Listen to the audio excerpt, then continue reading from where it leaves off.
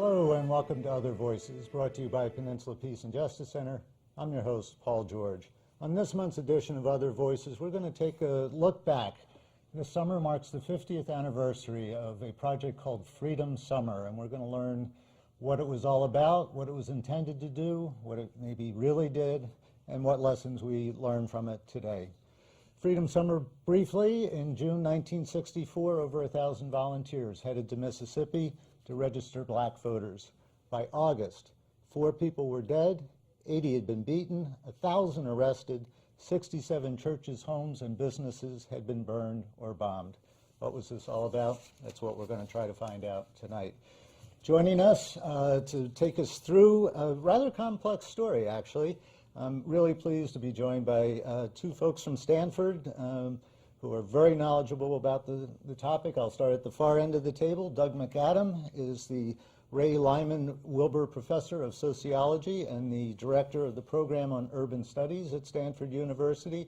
He's a leading scholar of American social and political movements and is the author of a dozen books, including the prize-winning Freedom Summer and the forthcoming How Did We Get Into This Mess? Race, Region, and the Role of Social Movements in Today's Divided America. Doug, thanks for joining us. Nice to be here. Yeah. One of the thrills of live TV is that Doug called about 10 minutes ago from the wrong address, but here he is, and so thank you for making it. And really also pleased to be joined right next to me is Professor Carson, Professor of American History and Director of the Martin Luther King Jr. Research and Education Institute at Stanford University. Clay was a civil rights and anti-war activist before becoming an historian. In addition to serving as senior editor of 7 volumes of the papers of Martin Luther King, he's published 3 other books based on the papers. And his most recent book is a memoir, Martin's Dream, My Journey and the Legacy of Martin Luther King. His first book, called In Struggle, SNCC and the Black Awakening of the 1960s, published in 1981, remains the definitive history of the Student Nonviolent Coordinating Committee, perhaps the most dynamic and innovative civil rights organization of the era. And it is SNCC that organized this. Let's start with a big picture. What was Mississippi like in 1964? And without going into a great deal of detail, what was the United States like in 1964? Give people a picture of how different Mississippi was really from the rest of the country. It really epitomized the problems we were facing in. I defer to Clay. Well, I think one way of describing it is that Mississippi was the contradiction of the notion that America was a democracy. That from the beginning of the civil rights struggle, there was this understanding that there were parts of the South that were even more intransigent, even more committed to the Jim Crow system than the other places. And Mississippi held that title as the state where the resistance was going to be the strongest. And I think that became more and more apparent. For example, the sit-ins. We all know about the sit-ins of 1960. They occurred all through the South except in Mississippi. When the Freedom Rides happened, the Freedom Riders were, of course, beaten up in Alabama, Montgomery, and Birmingham, but they never got it to Mississippi until there was an agreement with the federal government that they would allow them to come to Mississippi, but they would all be arrested and thrown into Parchman Penitentiary for the rest of the summer. So that became almost the stopping point of where progress was made. And I think many of the people who were involved in the Freedom Rides, including those in SNCC, felt that if we can crack Mississippi, we can crack the South, that it became the symbol. They established one of their first projects in Macomb, Mississippi, a failure. They were run out of town within about 3 or 4 months. They regrouped in Jackson under Bob Moses, a wonderful person we could talk about. We need to. And began that patient effort to organize in Mississippi. And what that meant was that they had to build local support among people, particularly in the Mississippi Delta. And in that area, black voting was almost unheard of. Yeah. And yet, in that area, black people were the majority. So that made the resistance even stronger because every white person knew what was at stake in terms of the vote. And that story from about 1961 through 64 was a period of enormous struggle, enormous sacrifice, but very few gains. And when I first I went to the March on Washington in the summer of 63. A few months afterwards, there was a meeting in New Orleans. And that was where I first saw Bob Moses. And at that meeting, they presented the plan for a Mississippi Summer Project. And the idea then was to, I think at that point they realized that the nation didn't really care about what was happening to voting rights workers in Mississippi. If they were beaten up, if they were thrown in jail, if they were killed. To a great extent, they didn't know what was happening. Is that true? There was very little news coverage. The news coverage kind of went where Martin Luther King went, and he didn't go to Mississippi, probably realizing that he would have a much larger chance of being assassinated there. So, so they understood that only by bringing the attention of the nation to Mississippi could they have the possibility of winning. And somewhat cynically, they understood that that meant bringing white people there. That if white activists came to Mississippi, the press would follow, the attention of the nation would follow, and finally they would get the attention of the federal government, protection, all the things they wanted that would make possible the right to vote. Doug, give us a brief thumbnail sketch of the political situation more broadly in the United States. Well, in some ways, it couldn't be more different than today. I mean, you know, the Democrats have been dominant since FDR's election in '32. So this is going into '64. We're talking about 32 years of Democratic dominance, probably the most sustained period of progressive legislation in U.S. history. Ironically, the Democrats' dominance was rooted in the solid South, the solid white South, because as Clay said, voting rights was still not established, certainly not in the deep South, border South a little bit, but not much progress. So the Democratic Party, oddly, it's sort of this sustained era of progressive legislation was rooted in a schizophrenic party that simultaneously housed conservative whites and Northern liberal labor Democrats. Well, why were white Southerners Democrats? Because the other party was the party of Lincoln that had brought the War of Northern Aggression on the South. So it was a very strange period. And there was a lot at stake in '64. Johnson, a white Southerner, had taken over, obviously, when Kennedy was killed. And I think there was deep suspicion about Johnson, certainly within the civil rights community. And yet, and this is, we've been sort of celebrating this year, Johnson's consummate political skills in working to pass the Civil Rights Act of '64. That was a great triumph for the civil rights movement, quite an accomplishment for Johnson. On the other hand, it spelled real problems in the South for the Democrats. And '64 would be the first election where the Deep South turned against the Democratic Party. It was the only part of the nation that supported Goldwater, but it was a harbinger of what was to come. And the roots of the divisions of today are very much bound up with events that summer, which began to break apart the New Deal coalition and create the electoral foundation for an increasingly conservative, racially conservative Republican Party. So let's talk about the details of what SNCC called the Summer Project and has come to be known as Freedom Summer or Mississippi Freedom Summer. And you hinted at some of the internal controversy, the decision, the realization really to get the attention of the rest of the country. They needed to bring people who would be paid attention to, white Northerners, and in particular, students. But this And was, students, by the way, from elite campuses for the most part. yeah, the children of privilege, basically.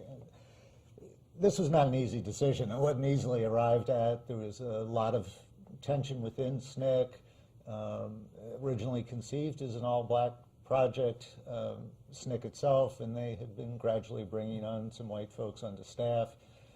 Talk about the debate and Well, the basic notion, what sets SNCC apart from other civil rights groups is that from the beginning it was bottom-up rather than top-down. It was based around, the key word in SNCC was organizer, not leader. Leader was almost kind of a dirty word. No one wanted to be that. But everyone wanted to be an organizer, and what that meant is that you work with local people. You have to work with local people because SNCC paid $10 a week, and you couldn't live on $10 a week even in Mississippi. The only way you could make that work is if someone put you up, if someone agreed to allow you to live in their home. So you had to have that kind of local support. And since the areas they were working were almost entirely black, you had to have local black people on your staff, and that's what Bob Moses tried to do from the very beginning. And initially, the staff was almost entirely black. At some points, Bob Zellner, a white person, came in, but the goal was to have local Mississippians organizing Mississippians, and usually younger people organizing older people, but that was, that was mixed. I mean, you had someone like Fannie Lou Hamer later on, who was middle-aged and also joined the staff. But, so the idea of having outsiders come in and play a crucial role was contrary to what contrary, yeah. and many of the staff people rejected that and felt that it was not worth what you would gain, because what would happen is that rather than local black people depending on themselves for their own liberation, they would tend to see whites as the liberators coming in and playing this heroic role. Right. But I think what Bob Moses was able to say is that, what's the choice? I mean, we're getting smashed here. No one seems to care. We need to do something dramatic, and that's what I heard when I was there in December of '63. Exactly when they were debating all this. Yeah, this is no. I mean, the debate had really been pretty much over by then. Okay. And Bob Moses at this point was trying to reach out to who can you get support from, and the different campuses that Doug mentioned, Allard Lowenstein and people like that were kind of key because they had played a role in what was called the Freedom Vote, which had taken place in the fall of 1963, where a number of people came in to cast what they call freedom ballots, to demonstrate that black Mississippians wanted to vote, but they simply couldn't. So what better way of demonstrating that than to have this mock vote where people could cast ballots that wouldn't actually count. Parallel Yeah. election. And that was very 80,000 successful. participating. That was very successful, and it relied, to do that, you couldn't simply rely on local black staff. You had to bring in some outsiders. Uh-huh. So they had the debate prior to Yeah. that because they brought in, That's when it started. Yeah. I don't know, 40 or 50 white volunteers, most of them from Stanford, actually. Well, actually, that freedom vote also stimulated the debate. Okay, Because, because there were tensions. no, for the first time, they saw that one of the results of having people with college educations come in was that it displaced the whole idea of having a local movement was that local people would gradually gain the skills necessary. But if you have somebody coming in who knows how to type, knows how to put out a press release, all of these sorts of things, so the tendency is, well, this person can do it faster, better, we'll just... They usurped the role. Right. Yeah. Yeah. So your book, Freedom Summer, really focuses on who the students were, and more importantly, the lifelong impact that it had on them. Right. So a thumbnail sketch of who these 1,000 volunteers were who committed to spending the summer. Well, I mean, there were 200, volunteers came from 200 campuses, but the 5 largest contingents came from Harvard, Yale, Princeton, Stanford, and Berkeley. And that was by design. Again, Clay's got this absolutely right. SNCC felt stalemated in Mississippi. And so besides the substantive components of the summer project, that is freedom schools, which were very important, community centers, voter registration, this was a massive publicity campaign. It was designed to bring the northern liberal press to Mississippi to expose what was going on. And so bringing outsiders would do that. Bringing the sons and daughters of white privilege would do it better. Yeah. And so they really concentrated their recruiting efforts at elite colleges. There's another component too, and Clay's already alluded to it. SNCC was a poor organization. So those they were bringing had to be able to support themselves for a Pay summer. their own way. That also favored more advantaged students, white students from elite campuses. I want to turn now to a clip that we have. I had tried to get one additional guest on this program tonight. We're going to need the monitor on, Phil. I'm about to go to this.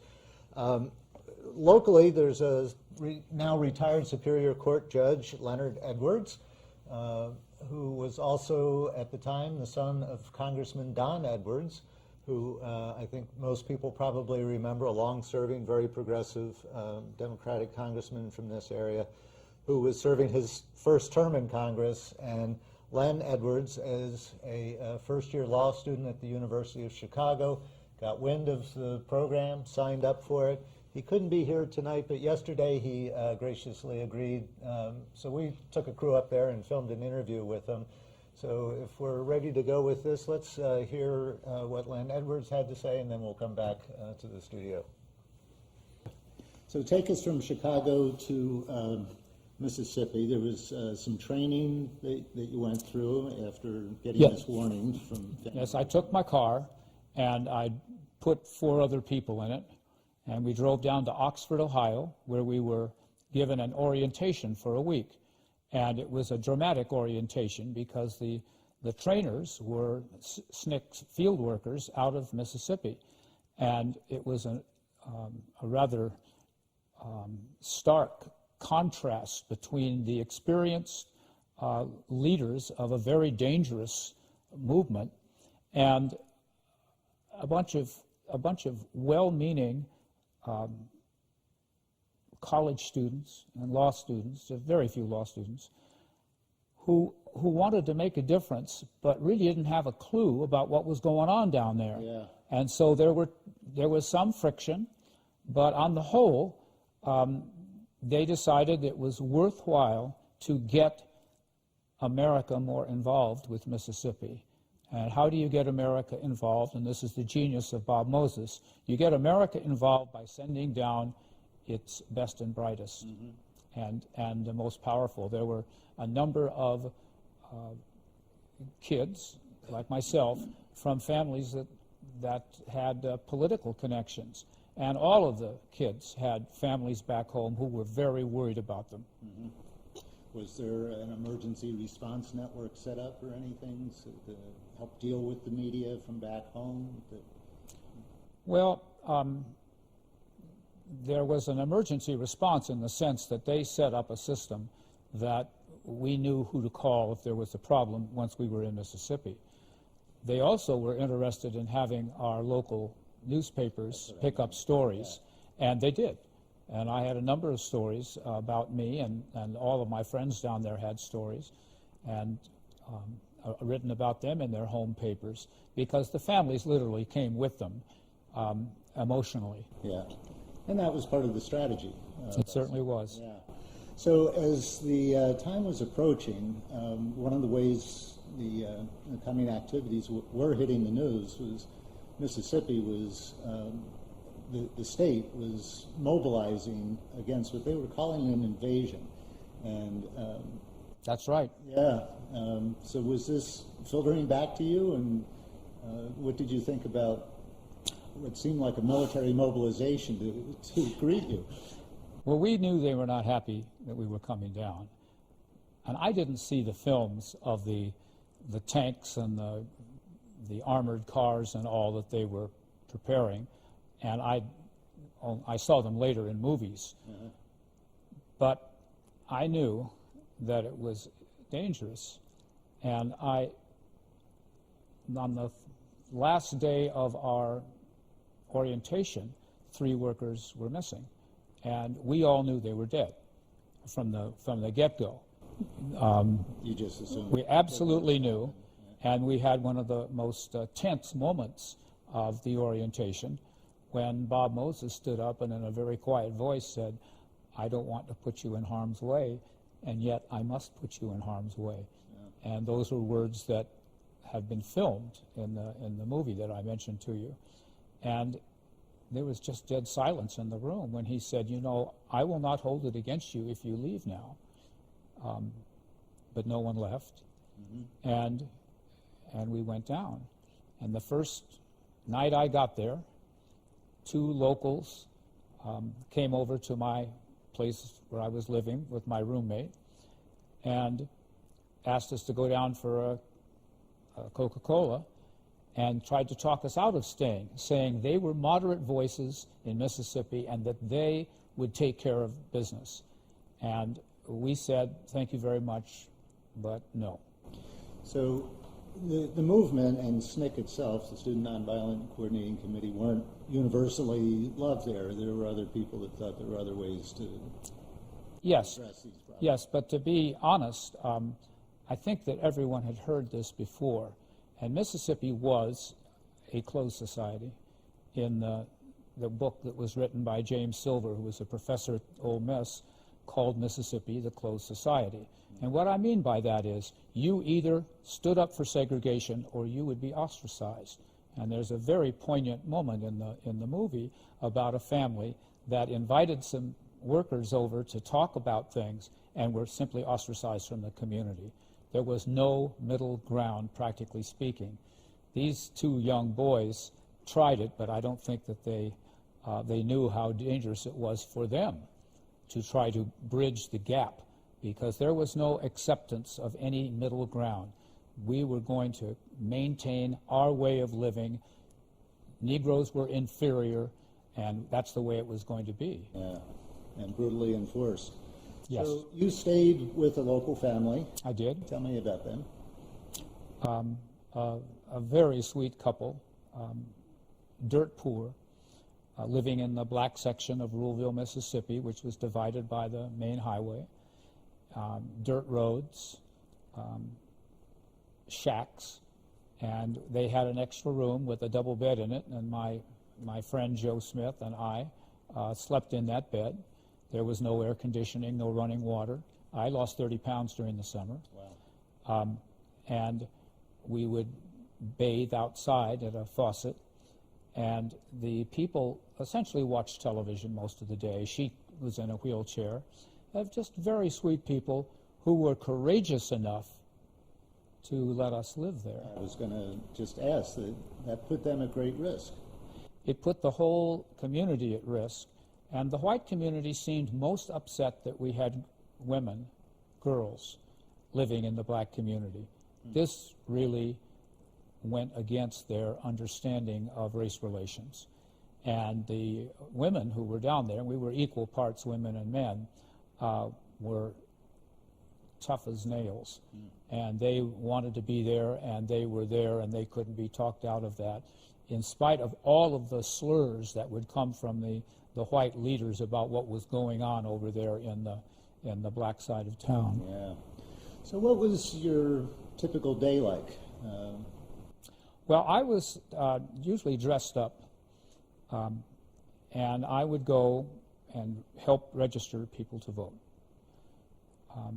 I would talk to some people, and then I'd take my car over to Mrs. Hamer's house and find out who I was going to take down to Indianola, 25 miles south. I would load them in the car, we'd drive down, I'd drop them off at the courthouse where they would attempt to register to vote, and then I would do other things and then come back and pick them up and take them home. You couldn't accompany them inside? Oh, I could have, but it wouldn't have made any difference. Yeah. And I was given a very unfriendly reception when I went into a store. I went into one restaurant, and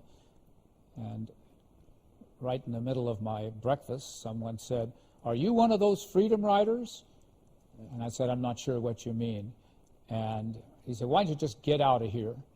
And I said, "Fine, and here I'll pay now, and I'll finish your breakfast." And the next day when I came back, it had turned into a club, and you had to have a card for entry. Oh, jeez. Well, the poor guy was terrified. I was the enemy, and he didn't know what to do with me. I was followed. Enforcement of the separation that you were talking about. Oh, absolutely, Yeah. absolutely. He wondered what he could do, and that was his response. I was followed by the Mississippi Highway Patrol every day. Every day. And I was followed by the FBI. The FBI totally hands off. Mississippi Highway Patrol and the local police arrested me 5 times. On what charges? Oh, different things. Traffic violations? Traffic violations. The first night I was there, somebody threw a firebomb at my car and damaged the first night? First night. And damaged my rear view mirror and the tail light, tail light. And so I was stopped for that and given a warning. That's not an arrest. But I couldn't get it fixed fast enough, so that was one arrest. I did a U-turn, that was another arrest. I just never was taken. Whatever they could find. Right. Just to purely hassle you. Yep. I was never taken to jail, but I was a media person at that time because my second day there, Walter Cronkite's crew showed up and filmed me, and I was on CBS News multiple nights, showing the same clip in different parts of the country, of course. They have a selection. So back in Connecticut, it was shown 10 times. To have Walter Cronkite show up kind of tells you... No, he didn't show up. Oh. No. He commented on my youthfulness on his show. It's because I kind of said, well, we're down here to find out what's going on. And that upset the SNCC leaders because they knew very well what was going on. And Walter Cronkite gave some kind of sarcastic comments. Well, there's youthful America or something like that. Yeah. What were your own feelings when you arrived in Mississippi? I don't imagine you had ever seen that kind of poverty and segregation. I hadn't. Up close like that. We were all scared. Let's start with that. Yeah.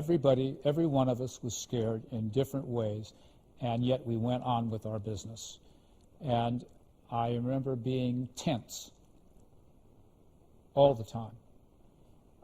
I had terrible digestive problems. I ate poorly, didn't exercise. It was a very rough summer physically and emotionally. Yeah, emotionally, I was drained. I couldn't believe what I was seeing, and yet I had to do what I was doing.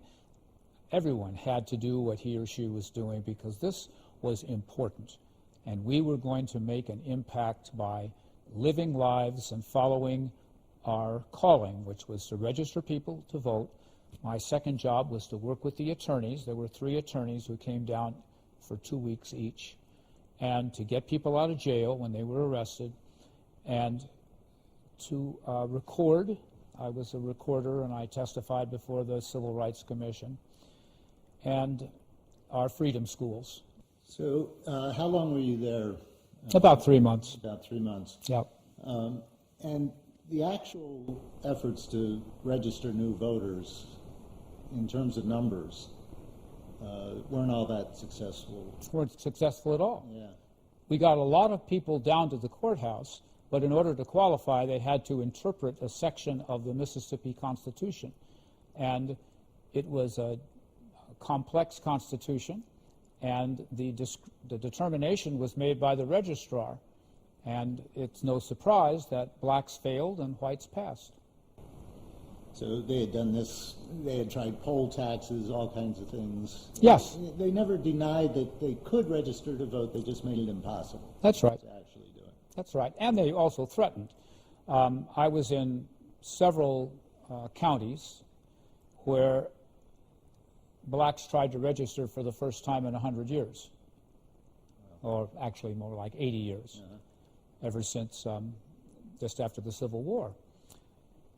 And the courthouse is often on a square with a road going all the way around it, and there were all the pickup trucks all the way around, and a line of people on both sides of the path leading up to the door with cameras, guns, and making noise.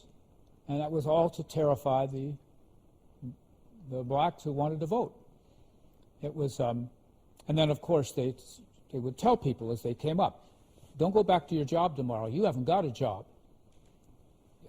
You're off the property. This is what happened to Mrs. Hamer, but it happened to many people. Yeah. And so the whole system, from the registration all the way through the test, was all geared so that blacks were not going to be able to vote. Mississippi had the highest percentage of blacks of any state in the country and the lowest percentage of registered voters. And as you went around trying to convince people to go down to register, you encountered a lot of fear on the Absolutely. because of that. Absolutely, and the door would close. Yeah. And they say, no, sir, no, ma'am. Were they afraid of even being contacted by you? Sure, absolutely. They knew that they were being watched by the leaders of the community, by everybody in the community, and that would get them in trouble. I mean, Mrs. Hamer, she lost her house. She lost her job, her housing. She was shot at. She was jailed. She was beaten. I mean, that'll show them. Yeah. That was their way of saying, don't even try. Judge Edwards, thank you very much. Well, my pleasure. My pleasure. Judge Len Edwards, one of the volunteers, one of the 1,000 volunteers who participated in Freedom Summer in Mississippi in 1964. So a lot of material in that, as there are in both of your books. Before we go on to some of the other elements of this complex project, I want to be sure we don't overlook one element. We've talked about the SNCC organizers and the white students. The people who live there and put up these volunteers, as we just heard from Len, they're taking an enormous risk with their lives. Who are these people? And, 1,000 volunteers, that's a lot of people and a lot of courageous people. What can we say about them? Because sometimes I think they're the real heroes of this whole thing. When I did my book on SNCC, I spent time in Mississippi and interviewed many of the people who were involved.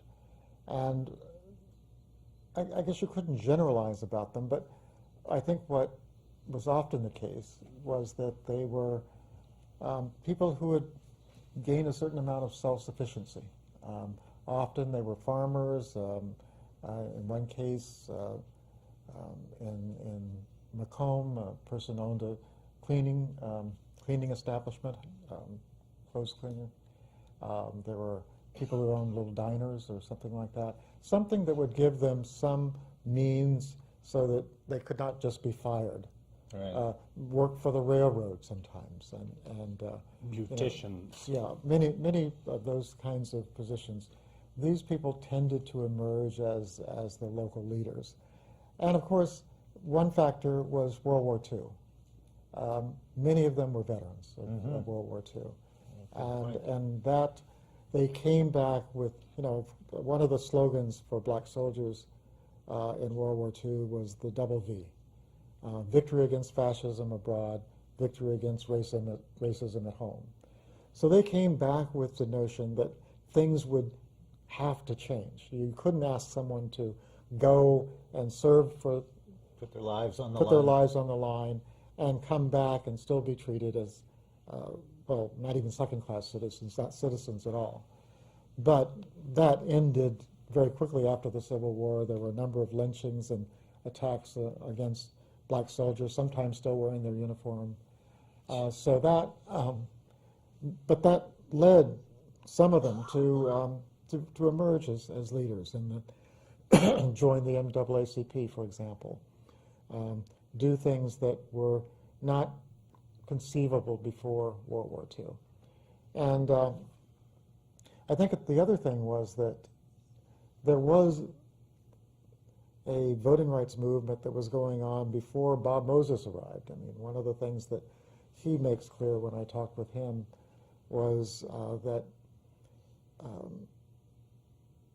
when he came, his basic task was to contact these leaders and allow them to, they were the ones who actually requested that he come to Mississippi in the first place. Ella Baker, who had been one of the organizers for the NAACP, she had lots of contacts throughout the South. She had worked for the NAACP since the 40s.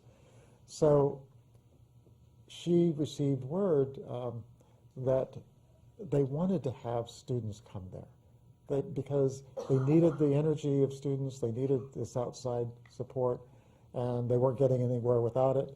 So they were the ones who welcomed Bob Moses first in the summer of '60, and then he came back in the summer of '61, and then in the fall after the Freedom Rides, then other students came from different parts. And when I say students, we're talking about a few dozen at the most during that early period. And that's really started the campaign that culminated in Freedom Summer. Let me amplify one other thing that Clay has said, and that is, after World War II, the NAACP grew enormously, and prior to World War II, virtually all the chapters were in the North. The big upsurge, the big increase in chapters after World War II, 40s and 50s, 15, 20 years before Freedom Summer, is in the South. And a lot of the what were the leaders of the chapter? Were they presidents? I think they were presidents of their local chapters, were returning veterans. So you said they are the heroes. Yeah. They are the heroes. Yeah. Had local Mississippians not been prepared, already organized after a fashion and prepared to take enormous risks, SNCC would have no one to organize. And they wouldn't have needed to call on Northern students. That's not where the action was. The real heroes were the local population. And Medgar Evers was, I guess, emblematic of that, because he had been assassinated during the summer of 1963. So that was another backdrop to Freedom Summer, is that the most visible person in this local NAACP leadership had been assassinated right outside his home. So that sent a message, and one of the responses to that is, we have to do something. In fact, that's what brought the demonstrations after Medgar Evers' assassinations, what brought Allard Lowenstein to Mississippi. So you Who helped devise this strategy. Who helped devise the strategy of the... And by the way, the strategy, Allard Lowenstein was familiar with what happened in South Africa. He had done a book about what is now Namibia, and he had been aware of this idea of using the freedom vote as a way of communicating the desire to be citizens. And I think that's important to point out for another reason, and that is that part of what we need to understand is that in the decades after World War II, throughout the world, there was this campaign, and it took the form of anti-colonial movements, civil rights movements, anti-apartheid movements, but basically it was a campaign spurred by the war to say every person should be a citizen of the country where they happen to live. And so one of the accomplishments of that 2 decades after World War II, and I think it's a great achievement in human history, is that we went from a minority of people with the notion of holding the idea of citizenship to a majority of the humanity who were at least formally citizens of the country where they happened to be. And that happened within very short period. And, we can talk about the limitations of that, but I think it's important to recognize that that was a major global victory. And yet, if you ask many people, what was the great accomplishment, one of the great accomplishments of the 20th century, I don't think very many people would put that on the list. But that change in the status of the majority of humanity has got to be one of the great accomplishments in human history. I wish we had hours to pursue this. It's a wonderful point, but we're at about 17 minutes to go, and there's some elements on this that I really want to get to. The summer project, the Freedom Summer, had several elements to it, not just the registration. The registration was almost the frame that they were hanging everything else around. And in the end, I think something like 17,000 tried to register, and 1,500 or 1,600 actually succeeded. But the intent was to get federal intervention, because they realized they weren't going to move Mississippi. Somebody else had to move Mississippi. And that never really happened either, did it? Well, it didn't happen that summer, but the mass of evidence of systematic voter discrimination was crucial to the passage of the Voting Rights Act the following year. So no, the federal government really did not intervene that summer, and I think some of that reflects an election year and Johnson's hope that he could somehow hold the White South, even as he pushed forward with signing the Civil Rights Act. In the end, he couldn't do that, but he was prepared to play hardball to try to accomplish that goal. So the Justice Department didn't intervene. The FBI, staffed by local Mississippians, was as much the enemy as any ally of the movement. So there was no intervention then, but that summer and the massive evidence that it produced was critical to federal intervention the next year. I'm glad you brought up the Democratic Party and the presidential election, because that's the other major element here, and I want to be sure to get to that before we run out of time. Another element of the entire summer project was the Mississippi Freedom Democratic Party.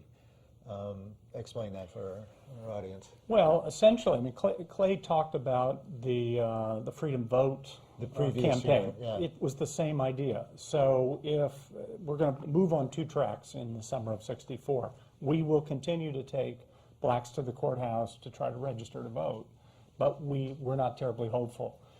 So we're going to create a parallel political process. This is, after all, an election year, a presidential election year. We're going to create an alternative party, the Mississippi Freedom Democratic Party, an interracial party, and we are going to freedom register people. We're going to then, as we get closer to the convention, we're going to do what other party organizations are doing around the country, Republican and Democrat. We're going to hold precinct meetings, county meetings, finally culminating in a statewide convention of the Mississippi Freedom Democratic Party in Jackson. We're going to select a delegation, and we're going to go to Atlantic City and challenge the seating of the regular Lily White Mississippi Democratic Party. And given the drama around the disappearance of the workers and the discovery of their bodies, which didn't happen until August, on the eve of the convention, there was a lot of sentiment in the country.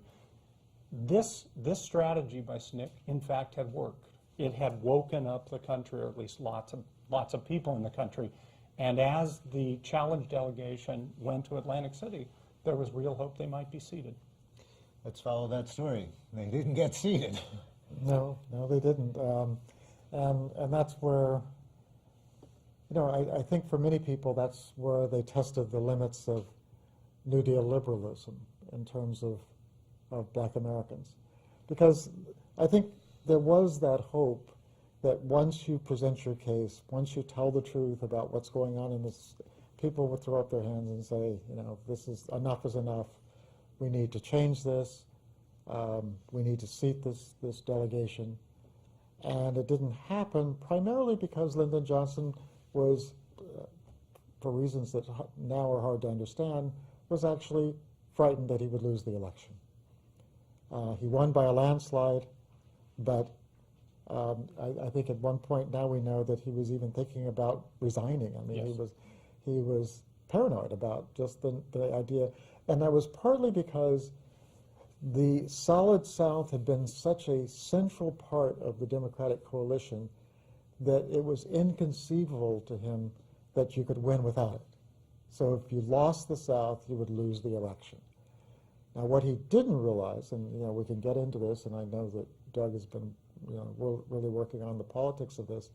What he didn't realize is that the politics of the nation was changing in a really fundamental way, and he couldn't quite foresee where that was going to work out, and that there would be this realignment of the parties.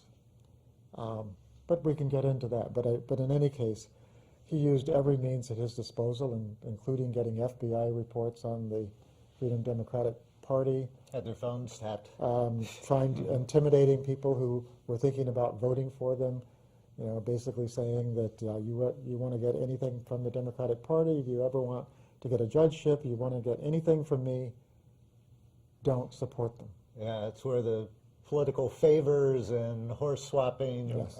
really came into play. But you mentioned it did capture the attention of the country.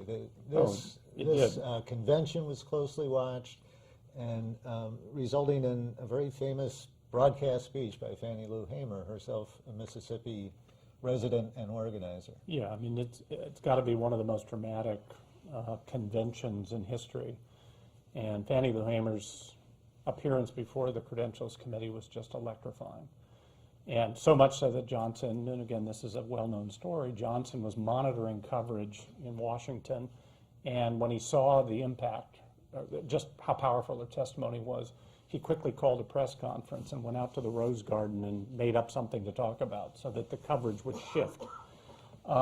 This was high-stakes politics, and I think Clay has it exactly right. Johnson just could not conceive of winning. He was a deeply insecure guy, actually. Apparently so. Yes, I mean, a very strange character, but he was, I think, deeply afraid that he would be humiliated and defeated, and so he was going to try to hold his party together as best he could, and that meant not seating the challenge delegation. It didn't matter. The white delegation, the Mississippi delegation, didn't even, they went home. They were so appalled. And a good many of them were publicly supporting Goldwater on anyway. record as supporting Goldwater anyway. So the white South, for the first time, got over their historic hatred of the party of Lincoln and voted Republican, but Johnson won in a landslide. Still, the long-term implications of what happened that year are extraordinary, and Clay's talked about these. I mean, there's so many, I don't know that we can touch on them all, but in point of fact, it does mark a significant realignment in the racial geography of American politics, let's call it that. And although Johnson wins in a landslide and the Democrats prevail in 64, they're not going to prevail in 68. And the period of Democratic dominance, not just of the White House, but of the legislative process, is going to come to an end. And increasingly, the South is going to become the electoral foundation for a white-focused, increasingly conservative Republican Party, which is where the divisions of today come from. That's exactly right. It also had a big impact on SNCC. I'll let Clay talk about that. I think there were, as Clay said, inherent in the traditional civil rights strategy was kind of moral education. You're going to expose the country to the reality of segregation and discrimination, and this is a good people, a good country, and people, when they really understand what's going on, they will say enough. The being turned away at the convention, the challenge being turned away, I think had a big impact within SNCC. It had a huge impact on many of the white volunteers who didn't imagine there was America, that this was their America. Yeah. And they essentially wound up doing their activist basic training in Mississippi that summer and went on to play very key roles in a number of kind of emergent new left movements. You know, SNCC had a big challenge at the end of the summer. Many of those volunteers wanted to stay on in Mississippi. They did not want that influx of white volunteers. So the mantra was, go and organize against the sources of oppression in your own life. And a lot of the volunteers took that to heart. It's not a surprise that in the fall of '64, the first major white student uprising of the 60s, the free speech movement just across the bay, happened. And those who led that were returning Mississippi Freedom volunteers. But I think Clay should talk a little bit about SNCC, because I think this was key. Yeah, because they had put so much into this, they had strategized to live, you know. Yeah, I think it was the beginning of the move toward black power, really. Right. Because, one of the conclusions was that you could not rely on white liberalism. Now, I think when we look back at that time, what we see is that, you know, the racial divisions of today are really, to a great degree, rooted right then.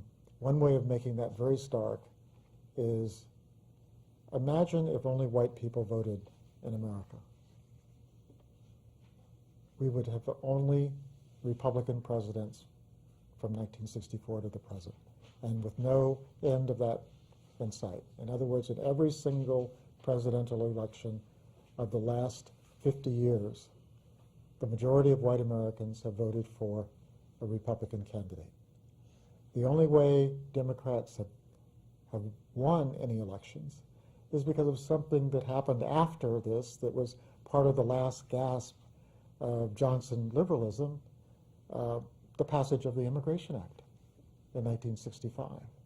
That it's basically this multiracial coalition of black people and other non-whites that make possible the election of any Democratic president.